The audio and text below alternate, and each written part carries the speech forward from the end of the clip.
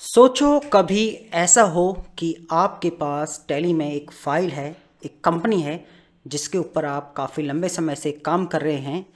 किसी वजह से वो फ़ाइल करप्ट हो जाए, डिलीट हो जाए या फ़ाइल कुछ ऐसी कंडीशन में चली जाए कि फ़ाइल करप्ट हो जाए।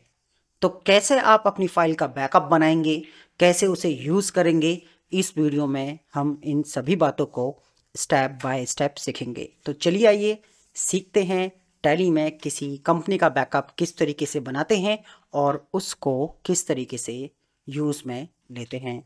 आप देख रहे हैं स्किल मेड इजी। वीडियो अच्छा लगे तो फॉलो सब्सक्राइब जरूर कीजिएगा सो दैट आपको हमारी वीडियोस के नोटिफिकेशन मिल पाएँ। तो जैसे कि आप जानते हैं टैली हम एकदम स्टार्टिंग से स्टार्ट करते हैं, हर टॉपिक जो जीरो से स्टार्ट करते हैं। तो सबसे पहले हम एक कंपनी क्रिएट कर लेते हैं। तो यहाँ पर क्रिएट कंपनी पर क्लिक करेंगे।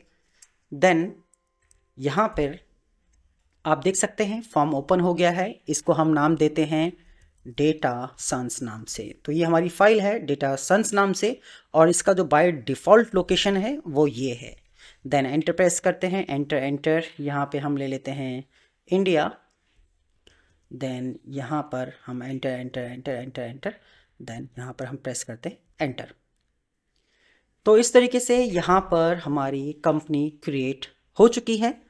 थोड़ा सा ये प्रोसेसिंग करेगा, थोड़ा हमें वेट करना होगा।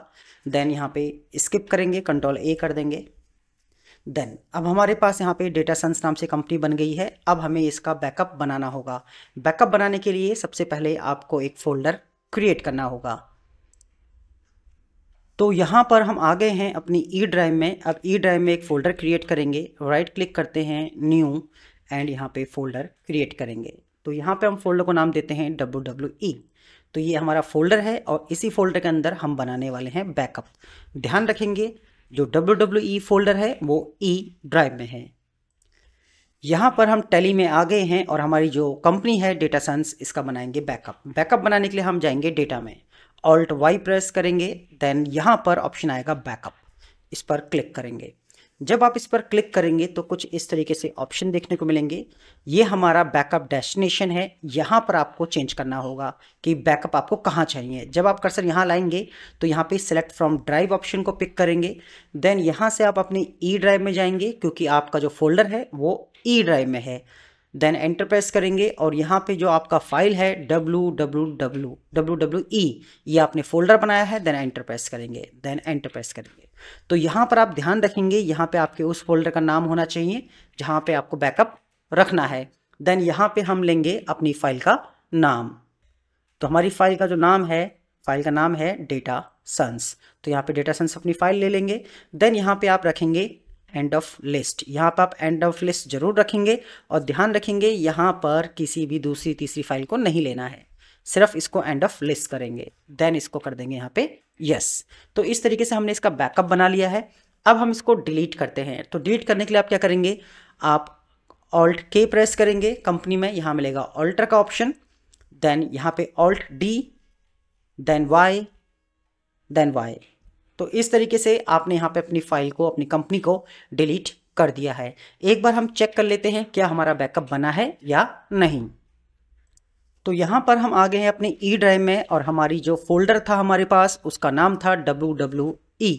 तो यहाँ पे WWE देख सकते हैं। इसे आप ओपन करेंगे तो यहाँ पे आप देख सकते हैं, यहाँ पे आपको अपनी फाइल देखने को मिलेगी। अब इसको टैली में कैसे यूज़ करना है, चलिए इस बात को भी समझ लेते हैं। तो यहाँ पर हम टैली में आ गए हैं वापस। अब हम दोबारा से डेटा में जाएंगे। देन यहाँ पे ऑप्शन मिलेगा रीस्टोर। यहाँ पर हम एंटर प्रेस करेंगे। अब उस लोकेशन पे जाएंगे जहाँ पर हमारी फाइल है। तो आपका जो ये है रीस्टोर डेस्टिनेशन, ये ऐसा ही रहेगा। आपको इस जगह पे जाना है, सेलेक्ट फ्रॉम ड्राइव ऑप्शन पे जाएंगे। देन एंटर प्रेस करेंगे, ई ड्राइव में जाएंगे। देन यहाँ पे WWE फोल्डर में जाएंगे। देन यहाँ पे आपको मिलेगा डेटा सन्स, देन एंड ऑफ लिस्ट। तो आप देखेंगे आपकी फाइल यहाँ पे आपको मिल जाएगी। देन एंटर प्रेस करेंगे तो ये बैकअप बन गया है। अब इस फाइल को जब आप सेलेक्ट करेंगे डेटा सन्स, जिसको हम डिलीट कर चुके थे, तो यहाँ पर ये आपको देखने को मिलेगी। तो हम पहले अपनी फाइल को टैली में कर लेते हैं सर्च।